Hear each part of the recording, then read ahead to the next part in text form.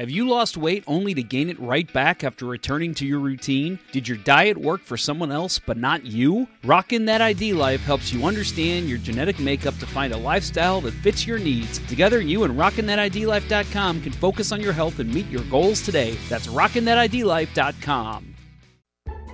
Center Ice Brewery is a proud sponsor of Let's Go Blues Radio. If you haven't heard, Center Ice Brewery beer is now exclusively available at beer stores around town, so make sure you pick some up on your next milk and eggs run. That's Center Ice Brewery. Please drink responsibly.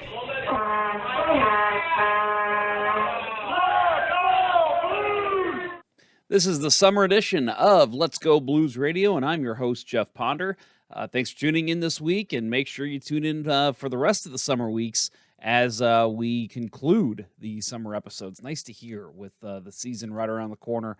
Remember, support for Let's Go Blues Radio is brought to you in part by RockinThatIDLife.com, where we help you make every workout, every meal count. We do life better. We want to help you do it too. And by CenterIceBrewery.com, St. Louis's wonderfully crafted hockey-themed beer found at local grocery stores and liquor stores in the St. Louis area.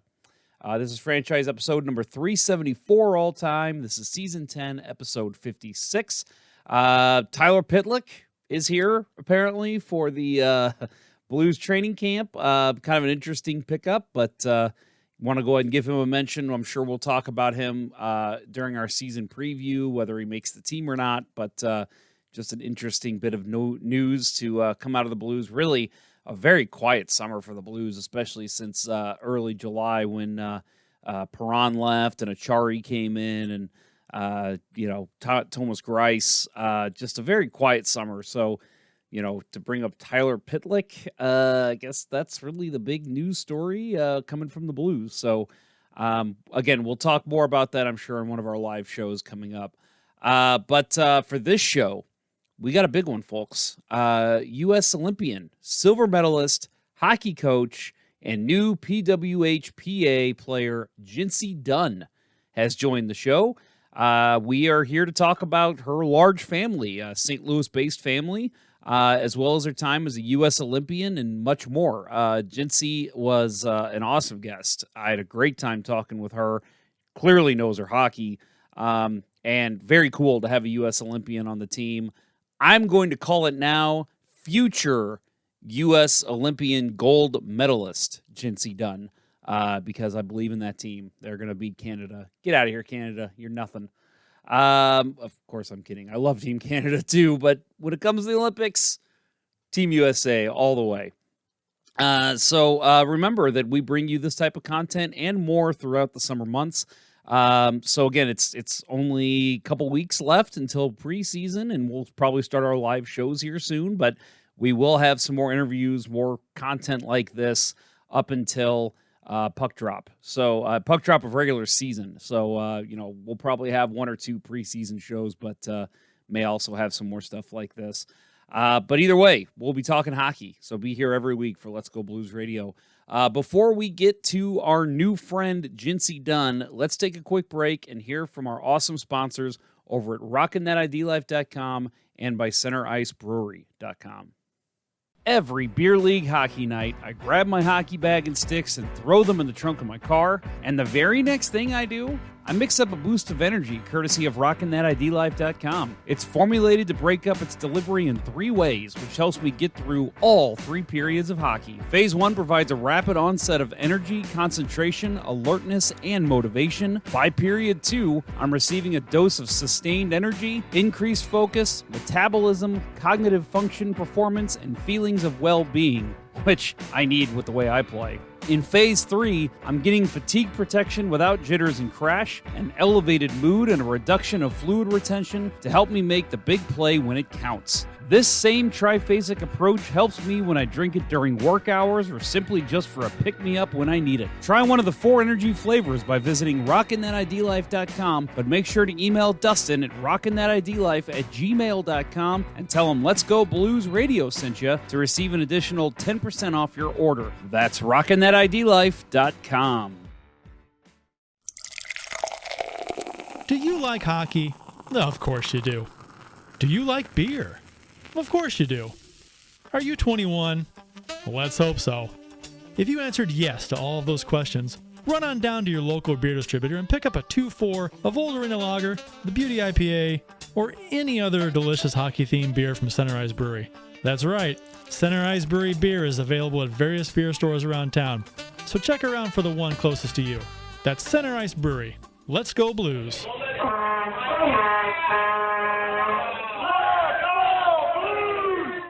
All right, this is our interview portion of the show. This is Jeff with Let's Go Blues Radio, and today I'm joined by a very special guest. She's a Chesterfield Falcons coach. She runs a girls hockey camp. I think you played on a pretty important hockey team this past year. I could be wrong. Might be the U.S. women's ice hockey silver medalist team from the Olympics from this past year. But Jincy Dunne, St. Louis native, joins the show. Thank you very much for coming on today, Jincy. Yeah, thanks for having me. Of course. So I was really excited to introduce you as our first ever Olympian on the show. But then I did research and I remembered one of our friends of the show, Lubos Bartechko, former Blue. He was actually an Olympian as well. So you are our second Olympian. First girl. First girl and first U.S. Olympian. So there you go. We'll take that. That's way cooler. Yeah, Lubo, step aside. So I want to talk to you. There's a lot of things I want to talk to you about. Obviously, growing up in St. Louis is one that comes to mind. We'll talk about your brother and your brothers and your sisters all involved in sports. But for you, I know that you started out as a figure skater who got into hockey. What's the story behind that? How did that happen? Yeah, not a huge story, I would say.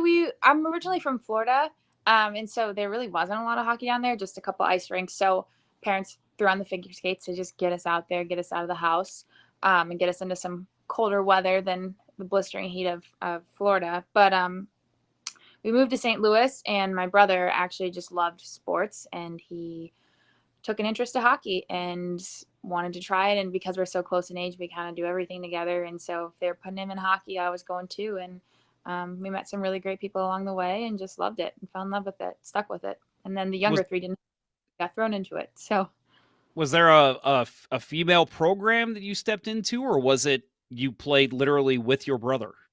Yeah. So we actually started out in roller hockey. And so I did play with my brother in that. And then we started to get into ice, and there was the Lady Cyclones. So I did a little bit with the Lady Cyclones, and then actually joined, started playing with the boys, the St. Peter's programs, kind of like the A1, A2, and then made the 97 Junior Blues team and played with them for the next few years until senior year. I went to Chicago for a year to just play a little bit, and then college. Yeah. Well, college, pretty decorated there at college. 5 seasons at the Ohio State University, captain in 2018-19 and then 19-20 as well. So for you, you mentioned going to Chicago before that, but leaving your family, going away to school, and I'm sure they still traveled and came and saw you, but for somebody from the St. Louis area who had to up and leave and go to college to play some pretty big hockey, what was that like for you leaving your family? Yeah. Well, my story is a little bit different. I left when I was 16. I actually went, trained with the national team at 16, came home my senior year, and then left again.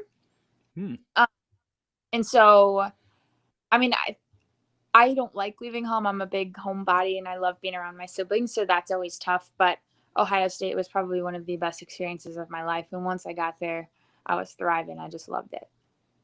So you mentioned your family. I mean, you've got, again, we mentioned 5 siblings, 6 total of all of you.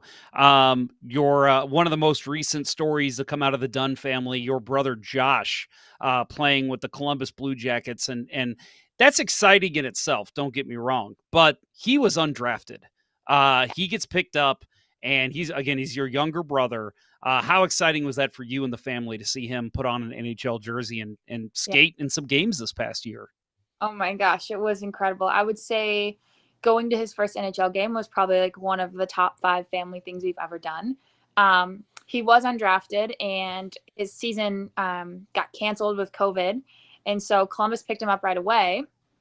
And we knew there was a chance he was going to play a game soon. So we actually thought, maybe he will play this game. So like there was one game we actually like started driving in case he made it, and then he was like, no, I'm playing in this game. So we actually got to get down there the day I was in Dallas. We left that morning, drove, made it to the game, got to see him like go out early for warm-ups and have like the solo lap, and just to see him, he started the game, and it was just an incredible moment for our family to just see Josh live out his dream. It was just so, like, I still have chills thinking about it, just the smile on his face of like he did it. And I think as a family you get the privilege of seeing like the behind the scenes in their journey, and I think that just made that moment so much richer, and the fact that we got to share that together was just so cool. And for you, as again, we'll talk about your coaching that you are involved in too. But I mean, that's quite the story you can tell up and coming kids. Like, hey, if you put the work in, look, he didn't get drafted and he still made the NHL. I mean, that's very impressive and very hard to do. Yeah. Oh yeah. And Josh is a kid, not a kid, he's grown up now, but growing up, he definitely didn't look like he was going to go anywhere with hockey. And he'll be the first one to say that, but he just knew he wanted to do it, and he kept working on it. And it was just, I mean, just to see him reach that goal was just so cool, because he's one of those kids that probably didn't have all the talent in the world growing up and was a bit of a late bloomer, but just believed he could do it, and he did it. So again, you have accomplished plenty. I want to talk about you, but one more sibling that I know you want to brag on is your younger sister. Your younger sister Joy. She is now the captain of the under-19 Lady Blues team. So that's pretty exciting to see so much awesomeness come from the Dunne family. Yeah. Oh my gosh, I can brag about all my siblings. They all, each in their own way, have just done really incredible things that just make me proud to be their sister. And since we're talking about Joy, like she is the spirit of our family. She is probably the most competitive one of all of us. And she really, I think I would say she has the best shot in the family as well. So she's been doing great, and she's grown into this really great leader as well. So I think her teammates are just going to get to just kind of see the person she is, and they're really going to benefit from having her as a leader, I believe. I'm guessing people who are listening to this show right now are have probably seen you play, probably seen your brother play, but probably not seen Joy play. You say shot. Is it a slap shot? Is she accurate? What are we watching out for when she makes her way up? Elite wrist shot that is Ooh. accurate, and it's just elite. It is very good, and it is harder. It's probably one of the hardest shots that I have seen come from a female. Wow, that's fantastic. Look forward to seeing that. So again, Jincy, we've talked about your family. You have been pretty decorated yourself. We talked about your time at Ohio State University, but this past year, you made a dream that I'm sure many people have had. That myself included. Playing in the Olympics is something that, to me, it's right up there with playing in a Stanley Cup final, if not bigger, even bigger moment. You were able to make it. I know that you tried out. You were hoping to make Sochi as a young person, did not make it. And I know you were injured going into the Pyeongchang Olympics 2022. You're able to step in and play. What was it like that first time stepping on the ice as a representative of Team USA in the Olympics? Yeah. It was just an incredible moment of, I would say, overwhelming gratitude. I knew I never made the journey alone. I had so much support along the way, and just very humbled that so many people have contributed to my journey, but I was the one that gets to stand there and just kind of reap the benefits of that, and to represent, and to think of the athletes that I'm surrounded by in my sport and different sports is just incredible. So it was a very humbling, a very honoring experience, and it's hard to put into words other than that. Because it's such a tangible moment as well. Like you really feel it, if that makes sense. Yeah, no, it does. And so you guys, played some pretty dang good hockey all throughout the tournament, even in that final game. But obviously, for those that watched, lost to Canada in the gold medal game 3-2. Marie-Philippe Poulin put out an absolute clinic that game, one of the fastest skaters I've ever seen. But for you as a defenseman, what was it like playing against some of those players that I know obviously you see them throughout in other leagues and other competitions, but to see them out in the Olympic stage playing the best they can, what was that like for you facing up with them defensively? Yeah. Well, it's funny because you watch TV and like you can always like you can watch them on TV and you can pick apart and then you can play against them and you're like, okay, yeah, they're really good. You can't take a moment off because I mean they're so gifted at what they do that like you never know what they're gonna pull, so you have to be ready for anything. It could be and the thing about some of those players too is like they can make the very simple play, but they can also make the incredible play, and you just don't know what you're going to get at times. Mhm. And on top of that, they have years of experience. So it's really a challenge, and I personally really like that. So yeah, it's just super fun. Like it makes it so much more rewarding when you're out there giving your best, playing against the best, and like competing for something. So when you're out there playing, like let's say, obviously I know the Olympics were a little different animal this past year because of COVID, but when after the games, you're talking to family members, are you talking to your parents or to Josh and they're giving you, hey, when she's cutting to the right, make sure you do this, are you hearing that kind of stuff from your friends and your teammates and your family, or is it more like supportive, like, hey, you know what to do kind of thing? Yeah. I have a really great support system. I'm really lucky. Also with the time change, I didn't it helped to like kind of be able to separate, but I think one of the things about being an athlete and being an elite athlete is you have to decide which voices you're going to let in and which voices you're going to let out and which are going to be helpful to where you're trying to go and which are going to be harmful. And so I actually have had to really minimize my circle of who I'm going to let speak into my game. And I would say probably the biggest person right now for me would be my brother Josh. He's like mine and Joy's. He's all of our coaches. He watches all of our games and is constantly just giving, feedback or where he thinks we could be better. And so I would say he's always one that I'm checking in with after my games, like give me the analysis because he'll give it to me straight. He'll give me the honest truth, but like not in a defeating way, but in a way that's like, okay, I can make these changes. I can do this. But all my family is just wonderful support. Like I think that's why I want to have a big family again one day is just because it's just the best thing ever. Yeah. No, it sounds like it. And everything I've read about your family is just support, support, support. That's all I hear about with you guys. And I think that's really cool to hear. Is Yeah, there we any love. like inner jabbing? I mean, it doesn't sound like there's a whole lot of, like pushing each other, making fun of each other. Is there a lot of that in your family, or is that just kind Oh, of okay? oh, Let's say there should be. lot of inside jokes, a lot of inside chirps for sure. James, poor James, probably takes the brunt of them. Um, but we do it. It's comes from a place of love for us, and I mean, we keeps us laughing, it keeps us on our toes, it keeps us humble. But we're the only ones that can do it with each other. Very few people outside of our. If someone else were to give the same joke, it probably wouldn't go over as well. Oh yeah, I know how it goes. Yeah, we've got a family. I've got 3 siblings and we're all the same way. We'll be in a text chain with our significant others and when somebody will make a bad joke about another one and one of the significant others are like, "Oh my god, that was so mean." And we're all just laughing. We all think it's funny. Like, "Oh, come on, who cares?" So we, yeah. we I would my siblings do a really good job of not taking we try not to take ourselves too seriously. And so we leave ourselves open at times for hits and it honestly is funny. Like it I could think of a lot of things that have maybe crossed some lines but are actually hilarious. So yeah. I think all families might have moments like that. Yeah. Uh, something I wanted to talk to you about too before we talk about your coaching. You've told me actually I found out through an email with you that you are joining the Professional Women's Hockey Players Association this year. When do games start and what can you tell us about that?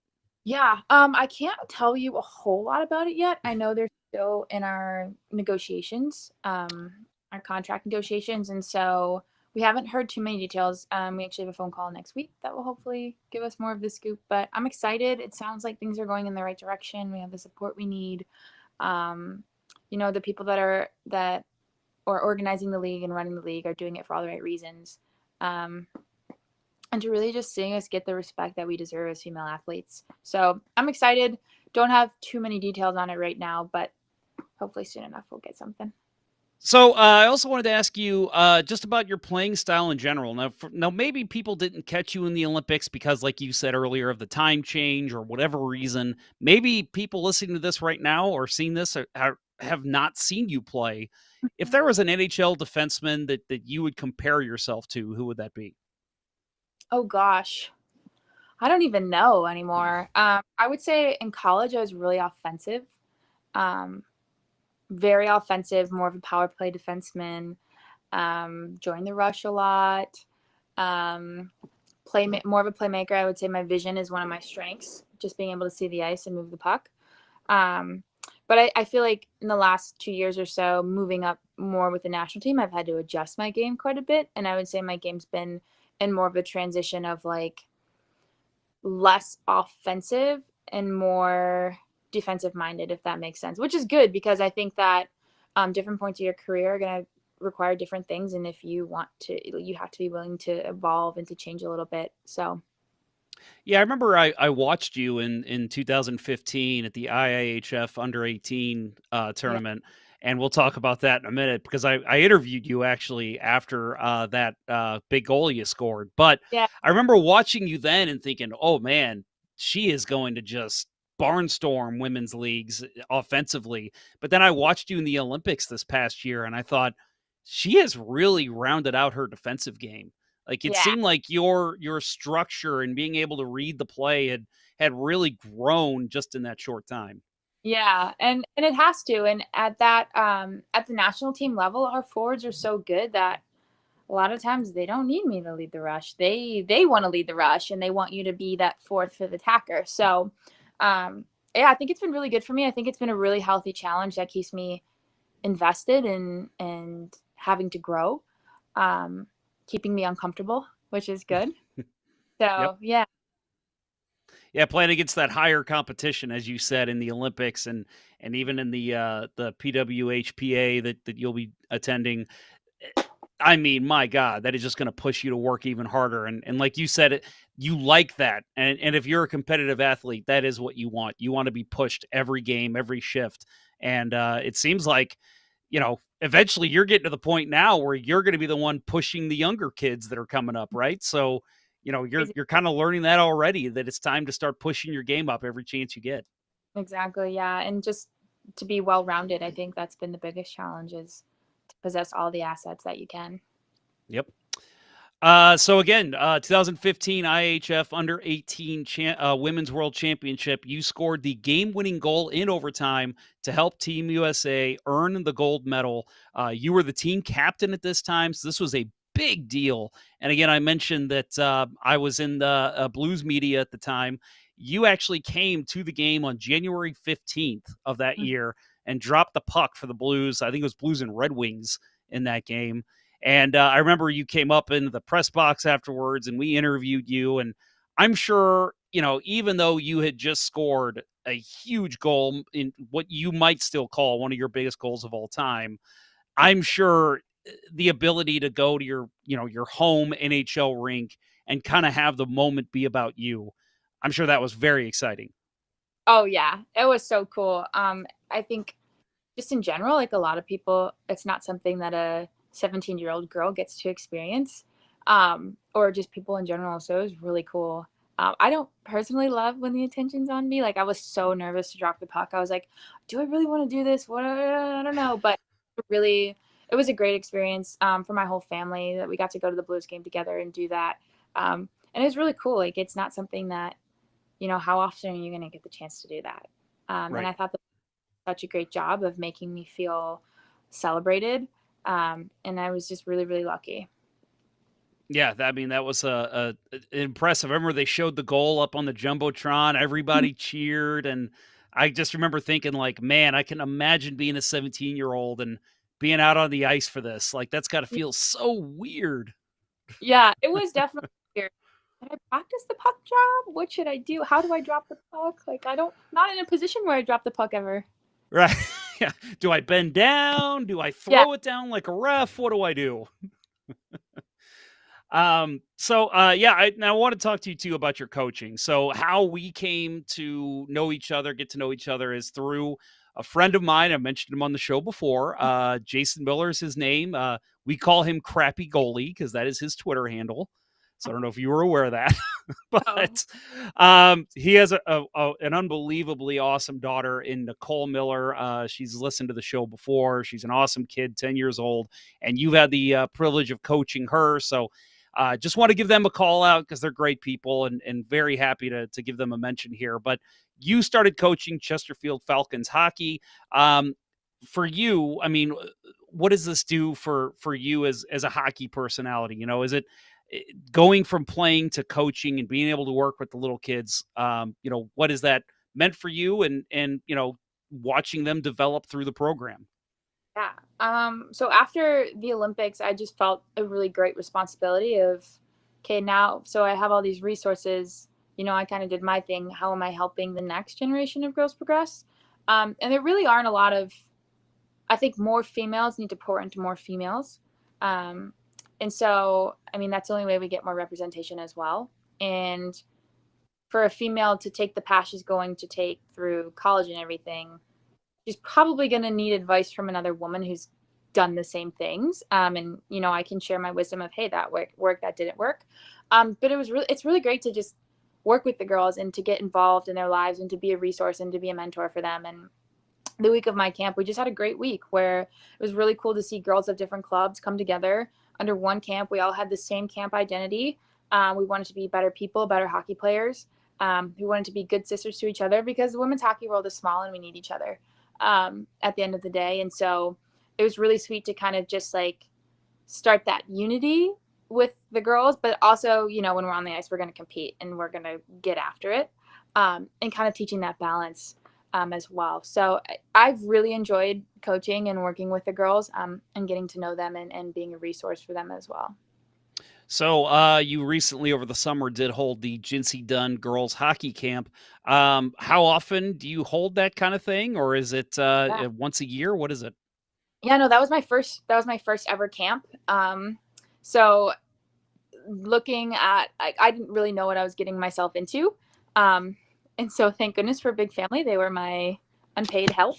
But yeah, my first ever girls hockey camp, and it was great. It was definitely a lot more work than I would have been expecting. I really got to see how much goes into a camp, but definitely something I want to continue down the years. And I mean, depending on how many signups as well, I would probably have to get some more staff members. And the camp was only 1 week, a couple days of the week, and so ideally it would be really cool to have one beginning of summer and into summer, maybe a small Christmas one, but that's something that still is in the books. I need to plan that a little more, depending on, it gets a little crazy with my schedule too, of like playing when we travel, when we have camps as well. Right. Oh yeah. Yeah. I mean, you just mentioned that you were out of town for what, almost a month, doing various U.S. women's hockey stuff. So I'm sure it's hard to schedule really anything in advance. Yes, it is, and everything since COVID has been subject to change. So Right. Yep.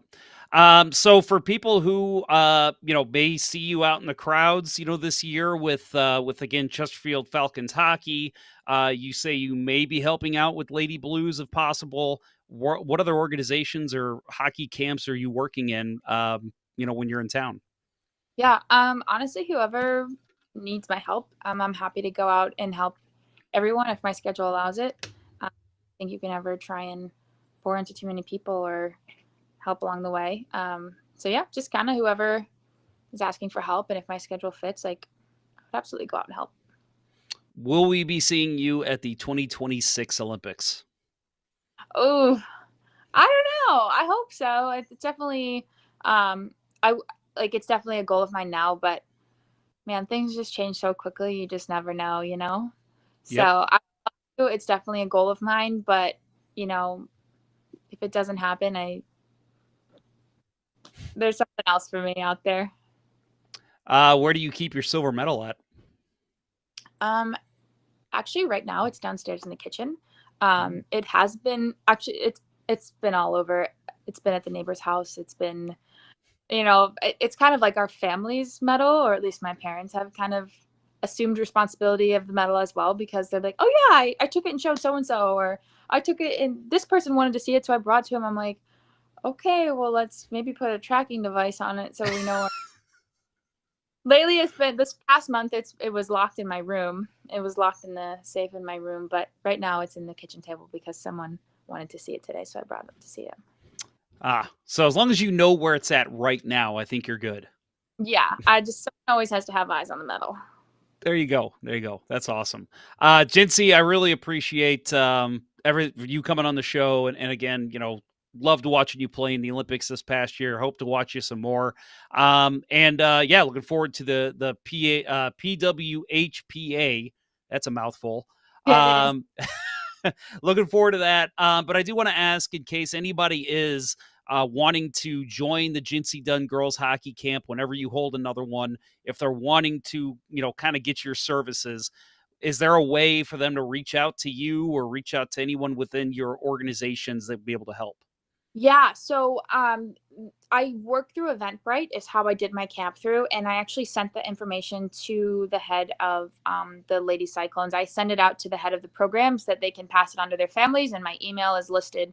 The families can shoot me an email, and I'll get back to them as soon as I can. It's the best way to do it. Or you can shoot me on Instagram. It's another way to do it as well. Cool. Yeah, we love the Lady Cyclones on this program. I play with a couple guys who've coached there, and they're a great organization. So, yeah, anything we can do to funnel people through them, I'm happy to do. Yeah. Awesome. Well, Jincy, thank you very much for joining the show. Really love talking with you, and best of luck moving forward to you and all your siblings in the sport of hockey. Yeah. Thank you so much, Jeff. I appreciate it. Of course.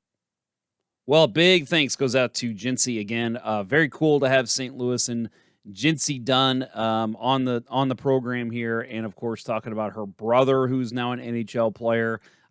So if you're interested in seeing Josh come and play, I would believe it'd be his first time playing in St. Louis. There's a good chance I think he plays Thursday, September 29th, Blue Jackets at Blues preseason game. I think there's a good chance we'll see him in the lineup.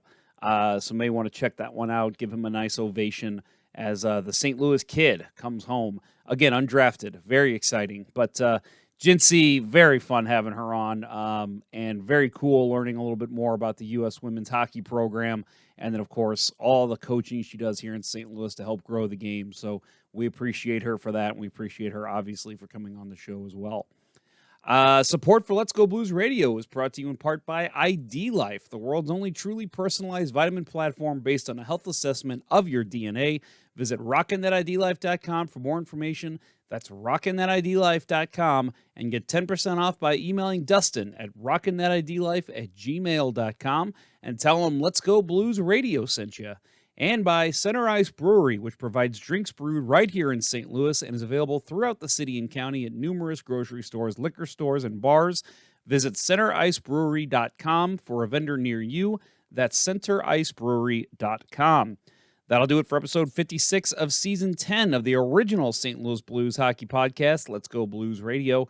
Thanks for listening. And don't forget, we'll be back with a show next week and the week after that. But remember that, again, this is, by our calendar, it shows that we have maybe 2 summer shows left.